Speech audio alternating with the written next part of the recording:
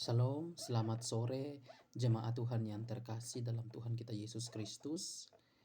Pertama-tama sebelum kita masuk dalam perenungan firman Tuhan lebih jauh, izinkan saya untuk memperkenalkan diri saya terlebih dahulu.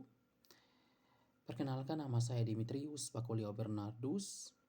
Saya merupakan mahasiswa Fakultas Teologi Universitas Kristen Setiawacana yang saat ini sedang melaksanakan praktik Homiletika 2. Homiletika merupakan berkhotbah. Jadi saya saat ini sedang melaksanakan praktik berkhotbah. Saya berasal dari Kupang, Nusa Tenggara Timur. Baik Bapak Ibu dan saudara-saudara yang terkasih dalam Tuhan kita Yesus Kristus, itu adalah perkenalan singkat dari saya. Jemaat Tuhan yang terkasih dalam Tuhan kita Yesus Kristus, memulai khotbah ini saya hendak bertanya kepada kita semua yang hadir saat ini. Pernahkah ketika kita diminta untuk memegang sebuah jabatan, atau katakanlah kita dipercayai, kita diminta untuk ada dalam jajaran sebagai majelis, katakanlah penatua, diaken, dan pengajar. Atau mungkin kita diminta untuk menjabat sebagai ketua panitia atau masuk dalam divisi-divisi panitia PHRG. Apakah saat permintaan itu diberikan kepada kita, kita menerima atau kita menolak?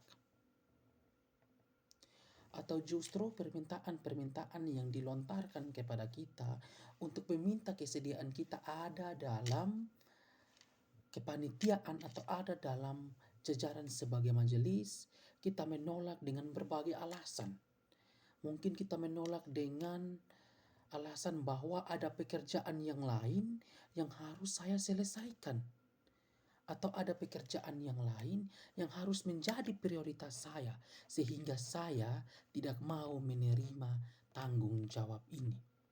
Kita mulai menimbang-nimbang dalam diri kita, mulai memperhitungkan dalam diri kita mana yang menjadi prioritas utama kita. Jikalau kita menerima tugas tanggung jawab yang diberikan, yaitu menjadi majelis atau panitia hari raya gerejawi, maka tugas-tugas yang kita jalankan sebelumnya akan menjadi terabaikan karena tugas-tugas yang diberikan kepada kita dari gereja.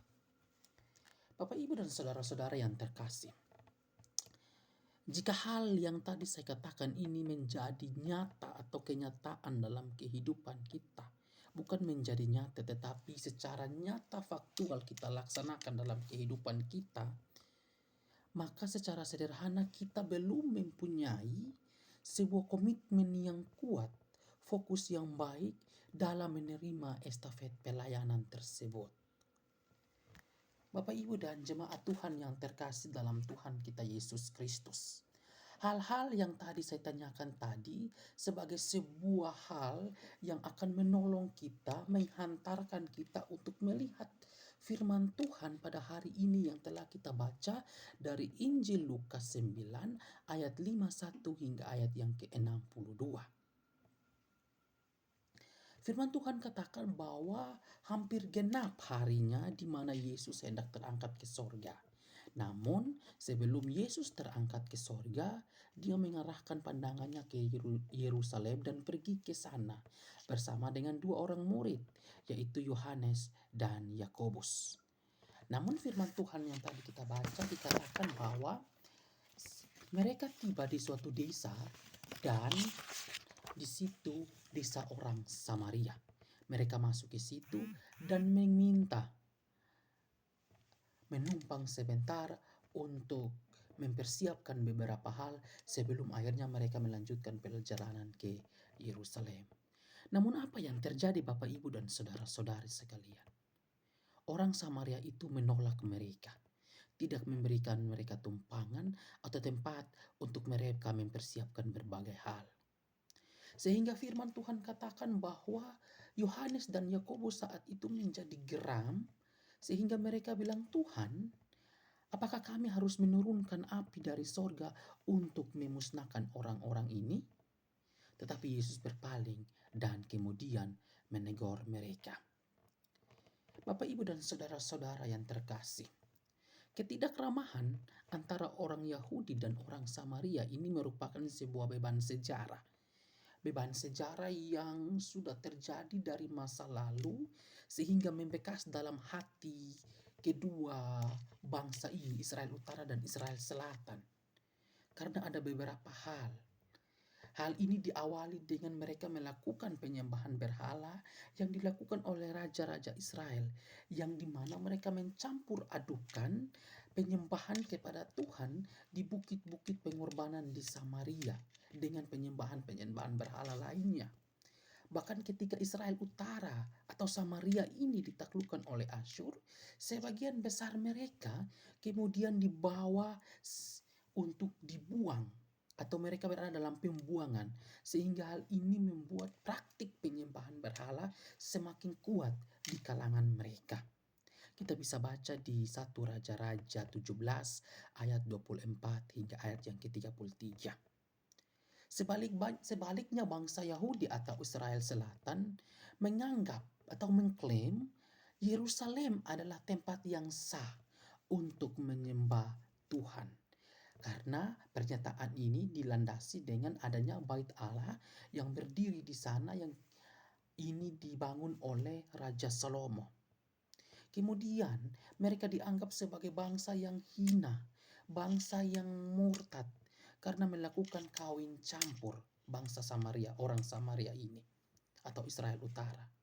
Maka selama periode pelayanan di bawah pimpinan Nabi Nehemia, orang Samaria terus berkonflik dengan orang Yahudi.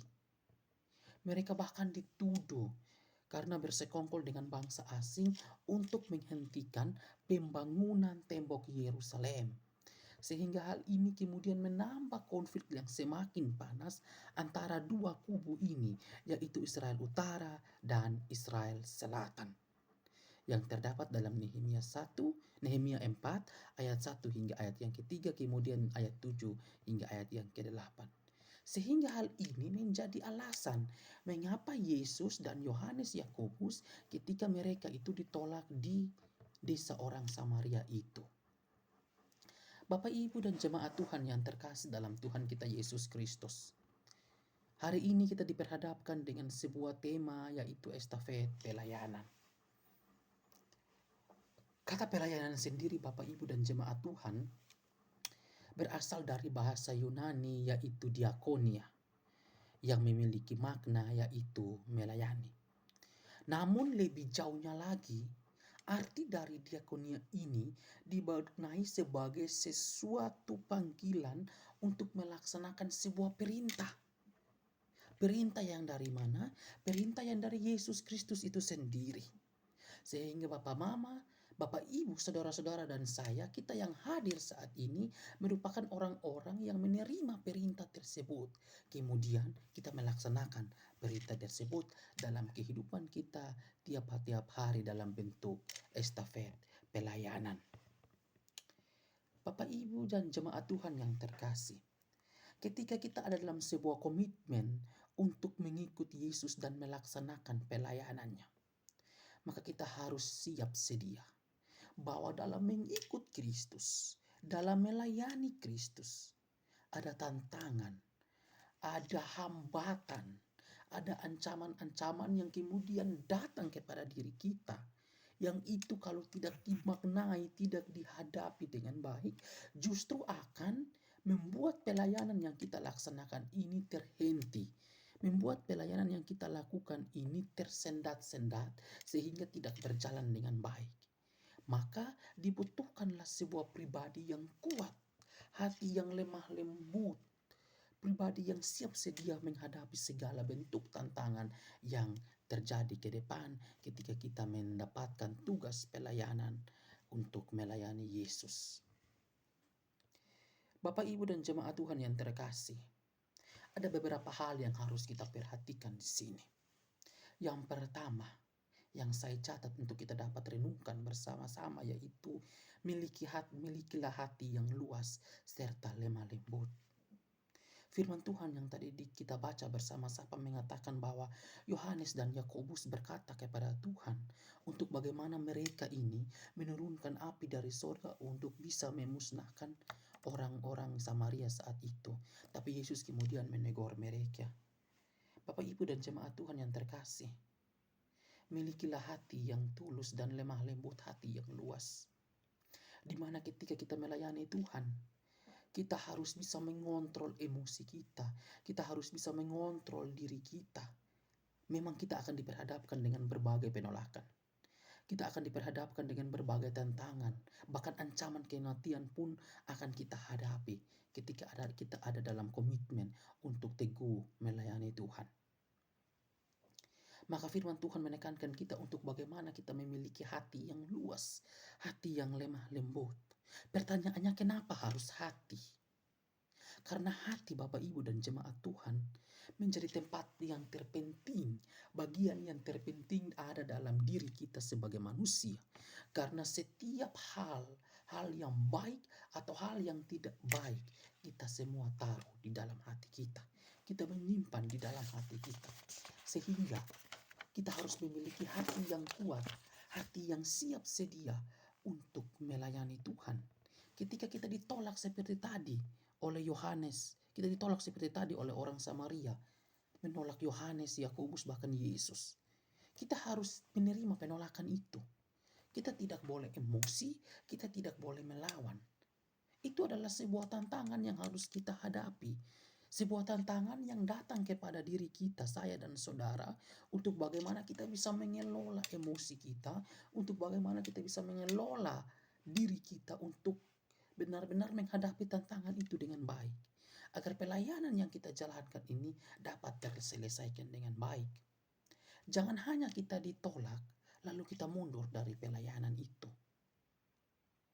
Tetapi biarlah itu menjadi sebuah langkah awal untuk bagaimana kita mencapai pelayanan yang sesungguhnya.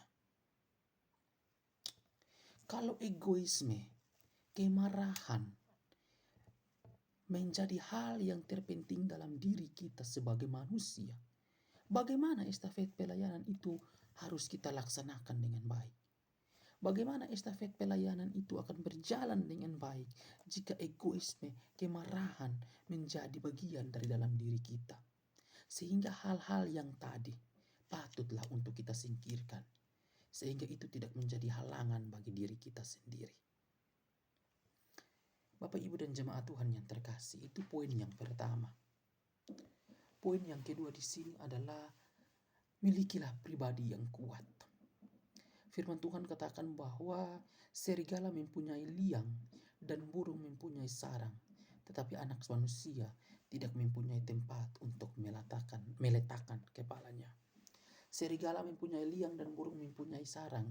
Ini menggambarkan penguasa Romawi, Herodes dan pengikut-pengikutnya yang pada saat itu memiliki tempat yang nyaman, tempat yang makmur, tempat yang asik, damai, sejahtera, dan lain sebagainya. Tempat yang membuat mereka nyaman dengan keberadaan mereka saat itu. Namun anak manusia tidak memiliki tempat untuk meletakkan kepalanya. Ini menggambarkan Yesus yang pada saat itu hadir di tengah duniawi, tidak mempunyai tempat. Bahkan ia ditolak di kampungnya sendiri ketika hendak melaksanakan pelayanan yang ada di dunia ini. Bapak, Ibu, dan jemaat Tuhan, mari kita melihat dari refleksi saat ini. Ketika kita mengambil bagian dalam melaksanakan tugas pelayanan yang kita terima dari Tuhan, maka terkadang kita akan kehilangan tempat kita sendiri. Kita akan menjadi asing di kampung kita sendiri. Sehingga hal ini dibutuhkanlah sebuah pribadi yang benar-benar kuat, pribadi yang benar-benar punya komitmen diri yang baik, agar bisa menjadi pribadi yang siap sedia melayani kapanpun, dimanapun keberadaannya. Sehingga gambaran tentang serigala dan burung mempunyai sarang, tetapi anak manusia tidak mempunyai tempat untuk meletakkannya. Ini mengindikasikan bahwa ketika kita ada dalam sebuah pelayanan, kenyamanan, tempat yang kita tempati, kita akan kehilangan itu. Kita bahkan akan meninggalkan itu. Sehingga ini penting bagi kita semua untuk memiliki pribadi yang kuat, memiliki konsistensi diri yang baik, memiliki komitmen diri yang baik untuk melaksanakan tugas pelayanan, estafet pelayanan yang Tuhan emban, yang Tuhan berikan kepada saudara dan saya agar kita mampu untuk melaksanakan itu dengan baik. Meskipun kita kehilangan tempat, meskipun kita tidak memiliki tempat untuk kita meletakkan kepala kita, namun kita harus tahu bahwa tempat yang dimiliki saat ini hanya bersifat sementara. Tetapi tempat yang sesungguhnya yang Yesus maksudkan di sini adalah itu akan menjadi tempat yang kekal bagi diri saya dan saudara ketika Dia mendahului kita untuk mempersiapkan tempat bagi kita. Tempat yang ada di dunia bersifat sementara, tetapi tempat yang Yesus sediakan bagi saya dan saudara adalah tempat yang kekal untuk selama-lamanya. Makanya ketika kita menjalankan tugas pelayanan kita, jangan pernah kita khawatir untuk kehilangan tempat. Karena ada tempat yang kekal yang nantinya Yesus sediakan bagi kita. Semua hanya bersifat sementara. Tapi ada satu yang nanti kekal selama-lamanya. Bapak, Ibu, dan jemaat Tuhan yang terkasih. Poin yang ketiga yang perlu untuk kita refleksikan bersama adalah mari kita mempunyai komitmen yang kuat. Firman Tuhan katakan dari ayat 59 hingga ayat yang ke-62, di mana ketika Yesus memulai perjalanannya, Dia mengajak beberapa orang untuk mengikuti Dia. Tetapi ada yang beralasan bahwa izinkanlah saya untuk pergi menguburkan ayah saya terlebih dahulu. Ada juga yang memberikan penolakan untuk mengikuti Kristus karena dia harus berpamitan dengan keluarganya terlebih dahulu. Bapak, Ibu, dan saudara-saudara, hal-hal ini menggambarkan apa ketika kita diberikan tugas tanggung jawab estafet pelayanan. Terkadang kita masih menimbang-nimbang hal-hal yang ada dalam diri kita. Kita masih mempersoalkan hal-hal dunia, hal-hal yang ada di belakang kita. Agar bagaimana kita tidak kecewa saat kita melaksanakan tugas estafet pelayanan ini. Karena dengan mengesampingkan hal-hal yang lain. Satu hal yang harus diperhatikan dalam bacaan firman Tuhan hari ini adalah ketika kita diberikan tugas pelayanan, ketika kita dianugerahi estafet pelayanan untuk kita jalankan dengan baik, kita harus ingat bahwa segala hal, zona nyaman kita, keberadaan kita, tempat kenikmatan kita, kita harus tinggalkan itu. Kita harus melepaskan semuanya itu untuk menjadi hal yang bisa menolong kita melaksanakan tugas estafet pelayanan ini dengan baik. Sehingga hal-hal yang tadi dikatakan dalam firman Tuhan, permintaan sama keluarga, menguburkan ayah yang meninggal, itu tidak mengikat kita untuk bisa melaksanakan tugas pelayanan kita dengan baik. Karena kalau kita menerima tugas pelayanan tapi kita masih menimbang-nimbang hal itu dalam diri kita, maka kita belum punya komitmen yang kuat untuk melaksanakan tugas pelayanan itu. Sehingga di akhir pembacaan tadi firman Tuhan katakan bahwa barang siapa yang masih memiliki atau masih menimbang-nimbang hal dalam dirinya, maka dia tidak layak untuk kerajaan sorga. Hal ini yang harus kita pahami bahwa bukan Yesus melarang kita untuk tidak menghormati keluarga, tidak menghargai orang tua. Tetapi ini memberikan penegasan bahwa tugas pelayanan ini bukan main-main. Tugas pelayanan ini merupakan prioritas tertinggi di atas yang lainnya. Prioritas yang harus diprioritaskan paling utama. Sehingga jangan main-main dengan estafet pelayanan ini. Maka barang siapa yang benar-benar main-main dengan estafet pelayanan ini, maka ganjarannya dia terima. Kita harus meneladani Yesus. Yesus meninggalkan keluarganya. Yesus meninggalkan orang tuanya untuk melaksanakan estafet pelayanan ini. Kehilangan tempat, dihina, bahkan dihukum mati hanya pelayanan ini. Maka apa yang harus kita lihat dari hal ini? Apa yang harus kita buat untuk melaksanakan estafet pelayanan yang Tuhan anugerahkan kepada kita semua? 3 poin ini menjadi refleksi penting bagi diri saya dan saudara, di mana kita harus memiliki komitmen yang teguh. Kita harus memiliki pribadi yang kuat, hati yang luas, yang lemah lembut, untuk mampu melaksanakan estafet pelayanan ini dengan baik. Ketika kita diberikan tugas tanggung jawab, hendaklah kita mempunyai fokus yang baik. Hendaklah kita melepaskan segala kenyamanan yang ada di duniawi, agar tidak mengikat kita untuk benar-benar ada dalam komitmen mengikut Kristus.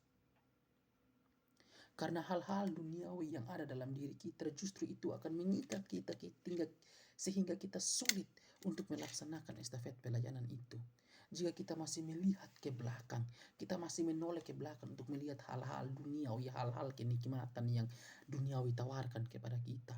Kalau kita masih menimbang itu, maka satu hal yang saya katakan di sini adalah kita belum mempunyai komitmen yang kuat. Kita belum mempunyai pribadi yang benar-benar fokus dalam tugas pelayanan yang Tuhan berikan kepada kita. Mungkin kita akan mengalami penolakan seperti saya katakan. Kita diabaikan. Kita akan mengalami ketidakadilan, ditolak, terutama tidak mempunyai tempat seperti yang tadi dikatakan firman Tuhan. Tetapi satu hal yang harus kita lakukan dalam kehidupan kita, tetap mempunyai fokus pelayanan yang baik. Karena setiap pelayanan yang baik, pelayanan yang sesungguhnya, yang kita lakukan dengan tulus hati, dengan lemah lembut, dengan mempunyai komitmen yang kuat, pribadi yang kuat, maka semuanya itu akan Tuhan tambahkan kepada kita. Jangan pernah kita ragu dengan estafet pelayanan yang Tuhan berikan kepada kita. Tuhan memberikan kepercayaan untuk kita melaksanakan estafet pelayanan ini, karena Tuhan melihat diri saya dan saudara mampu untuk melaksanakannya. Karena Tuhan melihat kita layak untuk melaksanakannya, sehingga Dia memberikan tugas estafet pelayanan ini kepada saya dan saudara untuk kita mampu melaksanakannya dengan baik. Jangan pernah takut kehilangan keluarga. Jangan pernah takut kehilangan orang tua. Jangan pernah takut kehilangan yang lain karena pelayanan yang Tuhan berikan kepada kita. Karena kita harus ingat, Yesus sudah lebih dulu kehilangan segala sesuatu demi pelayanan misi yang Dia jalankan di dunia. Maka Yesus menjadi titik tolak ukur, contoh keteladanan yang baik untuk saya dan saudara melaksanakan estafet pelayanan ini. Karena firman Tuhan katakan bahwa barang siapa yang benar-benar setia sampai akhir untuk melaksanakan pelayanannya, maka dia akan menerima mahkota kemuliaan yang Tuhan sediakan bagi dirinya. Maka saya dan saudara, hari ini, mari kita merefleksikan diri kita. Apakah pelayanan yang selama ini saya lakukan benar-benar mendatangkan hormat bagi kemuliaan nama Tuhan? Benar-benar orang lain merasakan pelayanan saya, atau pelayanan yang saya lakukan ini masih mementingkan egoisme saya, masih seputar diri saya? Jika hal itu masih terjadi dalam diri kita, mari kita rubah. Agar pelayanan yang kita lakukan, yang hanya berfokus pada diri kita, harus kita rubah bagaimana pelayanan ini mendatangkan kemuliaan bagi nama Tuhan, terlebih orang lain dapat merasakan berkat-Nya. Maka itu adalah pelayanan yang sesungguhnya. Bapak Ibu dan jemaat Tuhan, mari masing-masing dari diri kita terus menghidupi spirit pelayanan yang kita terima dari Tuhan, serta menjadikan Yesus sebagai teladan untuk kita terus berproses bersama-sama dengan Dia dalam estafet pelayanan yang dianugerahkan.